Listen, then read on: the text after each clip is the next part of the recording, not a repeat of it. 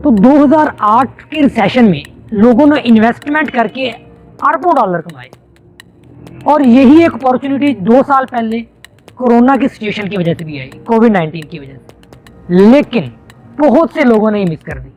सिर्फ चंद लोग जो कि स्टॉक मार्केट को अंदर तक समझते हैं और इसकी इंटेलिजेंस रखते हैं, उन्होंने पैसा कमाया। तो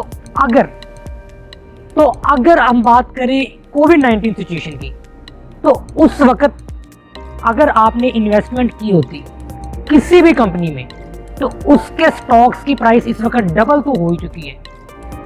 लेकिन ऐसे तो दर्जनों स्टॉक्स हैं कि जिनकी प्राइस 10 to 12 टाइम इंक्रीज कर गई है। और ऐसी ही एक अपॉर्चुनिटी फिर से पैदा हो रही है मार्केट में, और उसकी 2 वजह है। एक तो पूरी दुनिया में बढ़ता हुआ इन्फ्लेशन, और सेकंड जो रीजन है इसकी वो है यूक्रेन और रशिया की वार। देखें, यूक्रेन और रशिया की वार को लेके पूरी दुनिया में एक अनसर्टेनिटी पाई जा रही है, ख़ुसूसन स्टॉक मार्केट्स में। तो इसको हम अपने हक में कैसे इस्तेमाल कर सकते हैं? ज़्यादातर जो रिटेल इन्वेस्टर होता है वो बेचारा इस सिचुएशन में घबरा के सेल आउट करता है, लॉस को झेलता है और इस मार्केट से भाग जाता है। और जो इंटेलिजेंट इन्वेस्टर हैं वो इस सिचुएशन में एंट्री करते हैं, अपने पोर्टफोलियो को मजीद बढ़ाते हैं, नई इन्वेस्टमेंट करते हैं और उस पर कई गुना ज़्यादा रिटर्न लेते हैं, क्योंकि स्टॉक्स उन्हें बहुत ही कम कीमत में मिल रहे होते हैं।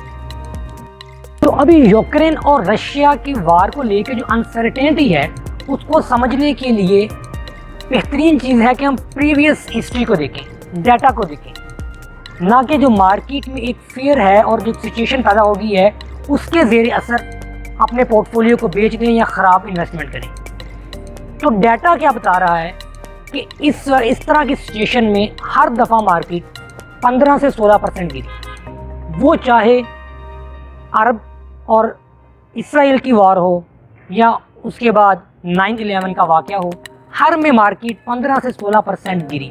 लेकिन उसके बाद मार्केट ने वी शेप रिकवरी भी की। वी शेप रिकवरी के बारे में आपने ज़रूर सुन रखा होगा, यानी कि इसमें मार्केट बड़ी तेज़ी से गिरता है। एक सिचुएशन ऐसा पैदा होती है कि मार्केट बड़ी तेज़ी से नीचे आता है और फिर वी शेप रिकवरी करता है, उसी तरह से ऊपर जाता है। क्यों? क्योंकि गिरता है रिटेल इन्वेस्टर की वजह से। रिटेल इन्वेस्टर बड़ी जल्दी घबराता है सिचुएशन में और सेल आउट करता है और भागना शुरू करता है। लेकिन यहाँ पे फिर एंट्री होती है इंटेलिजेंट इन्वेस्टर की। वो इस मौके को अपने हक में इस्तेमाल करते हैं, बड़ी इन्वेस्टमेंट्स करते हैं और बाद में बड़ा रिटर्न हासिल करते हैं। आपके शायद जानने वालों में भी कई लोग ऐसे होंगे जिन्होंने 2008 के रिसेशन में इन्वेस्टमेंट्स की और आज उनकी वो इन्वेस्टमेंट्स करोड़ों, और शायद ऐसे तो बेशुमार और भी लोग हैं जिनकी अरबों में बदल चुकी हैं, लेकिन उनका कैपिटल बड़ा था। तो अभी आपने करना क्या है? इस अपॉर्चुनिटी को अपने हक में इस्तेमाल करने के लिए सबसे पहले अपने पोर्टफोलियो को हरगिज़ सेल आउट ना करें, अपने पोर्टफोलियो में इजाफा करें। सबसे पहले तो देखिए अपना प्रीवियस पोर्टफोलियो है उसमें आप हेजिंग करें। अगर आपको लगता है कि मार्केट और क्रैश करेगी और डाउन जाएगी, तो इसके लिए आप करें सबसे पहले हेजिंग, यानी जितनी मालियत का, जितने कैपिटल का आपका पोर्टफोलियो है उसी मालियत के स्टॉक्स आप सेल करें, उनकी ट्रेड्स ओपन करें। तो जितना अगर लॉस आपको आपके पोर्टफोलियो में होगा मार्केट के क्रैश करने से, तो उतना ही प्रॉफिट आपको शॉर्ट सेलिंग में हो जाएगा, ट्रेड के सेल करने से हो जाएगा, ट्रेडिंग से हो जाएगा। तो आपका जो पोर्टफोलियो है वो नेट में उधर ही रहेगा, आपको ना लॉस होगा ना प्रॉफिट होगा।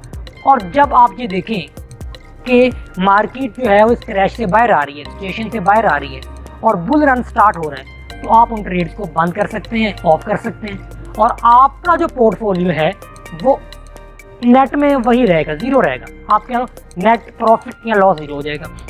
अच्छा, और दूसरा आप काम क्या करेंगे इस सिचुएशन में? नई इन्वेस्टमेंट, क्योंकि इस सिचुएशन में पोर्टफोलियो को हैजिंग करना कोई ज़्यादा बड़ी बात नहीं है, क्योंकि वो अगर आप डाउन में है, क्रैश में है, तो उसने ऊपर जाना ही है। ये तो एक हकीकी और नेचुरल बात है, ये तो हमने प्रीवियस देखा है कि मार्केट रिकवर तो करेगी करेगी। लेकिन इस टाइम में नई इन्वेस्टमेंट करना ये बहुत ज़रूरी काम है। नई इन्वेस्टमेंट करने के लिए आप क्या तरीका इस्तेमाल कर सकते हैं? इसका सबसे बेस्ट स्ट्रेटजी है एवरेजिंग करें, यानी अगर आपने जितना भी कैपिटल इन्वेस्ट करना है उसका कुछ पोर्शन आज करें, फिर मार्केट को चंद दिन एनालाइज करें, 1 वीक तक देखें, फिर कुछ पोर्टफोलियो एनालाइज करें, यानी कि जिस प्राइस पे आपको स्टॉक मिलते हैं उस पर थोड़ा थोड़ा खरीदते जाएं। तो एवरेज आपको एक प्राइस बहुत ही ज़बरदस्त एक स्टॉक की मिल जाएगी। यानी आज 20,000 कर लिए, फिर आपने मार्केट को देखा, अगर डाउन गई तो फिर 20-30,000 फिर आप इन्वेस्ट कर लेते हैं। इसी तरह फिर अगर रिकवर करना शुरू कर देती है तो फिर आपने 30,000 50,000 फिर इन्वेस्ट कर दिए। इस तरह से करके एक एवरेज प्राइस आपकी बहुत ही ज़बरदस्त प्राइस पे आपको एक स्टॉक मिल जाता है। अच्छा, अब हम देख लेते हैं कि इस वक्त आपने इन्वेस्टमेंट करनी किस कंपनीज में। देखें, आपने मार्केट पे इस वक्त बिल्कुल पैसा नहीं लगाना। मार्केट पे यानी इंडेक्स फंड्स पे पैसा नहीं लगाना, इंडेक्स पे पैसा नहीं लगाना, आपने कंपनीज पे पैसा लगाना है। मार्केट तो रिकवर करने को टाइम ले सकती है, लेकिन कंपनीज के जिनका फंडामेंटल स्ट्रॉन्ग है, कि जिनकी जो मैनेजमेंट है वो स्ट्रॉन्ग है, उन पे आप पैसा लगाएंगे तो वो बहुत जल्दी रिकवर करेंगी। क्योंकि इन कंपनीज की जो स्टॉक्स की एक्चुअल प्राइस है वो वही है जो ये स्टॉक इस क्रैश से पहले थी। ये तो आपको एक डिस्काउंटेड प्राइस पे मिल रहे हैं। एक सिचुएशन ऐसा पैदा हुई जिसकी वजह से प्राइस गिर चुकी है। अब उनका जब फंडामेंटल भी स्ट्रॉन्ग है, उनकी मैनेजमेंट अच्छी है, उसकी प्रोडक्ट अच्छी है, उसकी सेलिंग अच्छी है उस प्रोडक्ट की, तो फिर उसने एक दिन ऊपर जाना ही है। उसके स्टॉक्स की प्राइस वो वापस आनी है जो पहले थी, और ऐसी कंपनीज बहुत जल्दी रिकवर करेंगी। आप कंपनी में इन्वेस्ट करें, कंपनी को एनालाइज करें और उस पर पैसा लगाएं। तो इन्वेस्टमेंट करते हुए जो नेक्स्ट टिप है आपके लिए, जिसको आपने ध्यान में रखना है, कि आपने बुल रन का वेट नहीं करना। देखिए, अगर आपने बुल रन का वेट किया तो ये अपॉर्चुनिटी आपके हाथ से निकल जाएगी, क्योंकि बुल रन को कोई भी नहीं बता सकता कि कब स्टार्ट होने वाला है। और एक आपको अपने एक्सपीरियंस से एक टिप बता दूं कि बुल रन, मार्केट में बुल रन हमेशा बैड न्यूज़ में स्टार्ट होता है। बुरी खबरों के दौरान ही बुल रन स्टार्ट होता है। उसकी एक बड़ी सॉलिड रीज़न है, क्योंकि जब बैड न्यूज़ होती है तो स्टॉक्स गिर जाते हैं, डिस्काउंटेड प्राइस पे मिलते हैं, मार्केट क्रैश करती है, और उस वक्त इंटेलिजेंट इन्वेस्टर जो है वो एंट्री लेना स्टार्ट करता है, जिसकी एंट्री से एक बुल रन स्टार्ट होता है। तो हरगिज़ बुल रन का वेट ना करें। इसके लिए पीटर लिंच की ये कोटेशन याद रखें कि लोग मार्केट में क्रैश के वक्त उतना पैसा हरगिज़ नहीं गवाते जितना वो इस इंतज़ार में, इस वेट में गवा देते हैं कि जब बुल रन स्टार्ट होगा तो हम तब मार्केट में एंट्री लेंगे और तब इन्वेस्टमेंट करेंगे। तो अभी हम मार्केट में जो सिचुएशन चल रही है उसको देख लेते हैं कि इसके मुताबिक ही हम ज़ाहिर इन्वेस्टमेंट करेंगे। तो मार्केट में क्या सिचुएशन है और हमने इसमें नेक्स्ट इन्वेस्टमेंट किस चीज़ को देख के करनी है। देखिए, सबसे पहले तो मैं इस चीज़ को आपको एक्सप्लेन कर चुका हूँ कि एक जो बड़ी सिचुएशन है वो है रशिया और यूक्रेन की वार। और जो रशिया और यूक्रेन की वार की जहाँ तक बात है, तो इसको मार्केट बहुत ज़्यादा देर तक बिहेव नहीं करेगी। इसकी बेस पे इसको मार्केट सिर्फ शॉर्ट टर्म में बिहेव करेगी, लॉन्ग टर्म में नहीं बिहेव करेगी। शॉर्ट टर्म में मार्केट क्रैश में है, इसकी वजह से मार्केट डाउन ज़रूर है, लेकिन इसके बाद मार्केट वी शेप रिकवरी ज़रूर करेगी। ये प्रीवियस डाटा बता रहा है। अच्छा, दूसरी जो बहुत ही इंपॉर्टेंट सिचुएशन मार्केट में चल रही है वो पूरी दुनिया में बढ़ता हुआ इन्फ्लेशन है, ठीक है। और ये इसकी वजह कोविड-19 की सिचुएशन की वजह से जो डिमांड और सप्लाई में एक गैप आया है वो है।